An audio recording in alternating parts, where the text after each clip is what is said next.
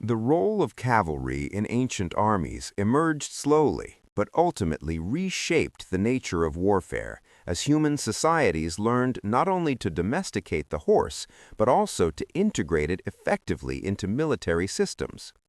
In the earliest phases of organized warfare, armies relied almost entirely on infantry because controlling a large animal in combat required skills, technology, and social structures that were not yet fully developed.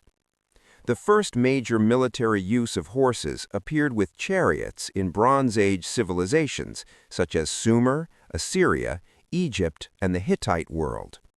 Chariots combined speed with elevated striking power and psychological impact, allowing elites to dominate open battlefields, but they were expensive, fragile, and dependent on suitable terrain. As riding techniques improved and warriors gained greater balance and control, the mounted rider gradually replaced the chariot, marking the true birth of cavalry as an independent fighting force. This transition was revolutionary because a single mounted warrior required fewer resources than a chariot crew and could operate across rough terrain, making armies more adaptable and mobile.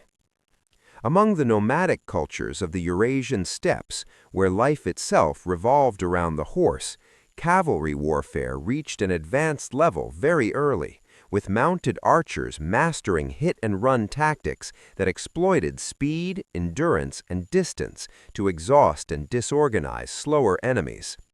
These steppe warriors demonstrated that cavalry could dominate not through direct confrontation alone, but through constant pressure, maneuver, and psychological warfare, influencing settled civilizations that struggled to counter such mobility.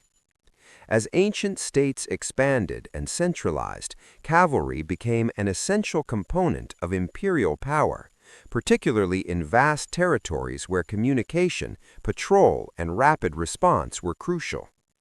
The Persian Empire exemplified this evolution by deploying large and diverse cavalry forces to project authority across enormous distances, using mounted troops for reconnaissance, rapid strikes, and pursuit, rather than relying solely on infantry formations.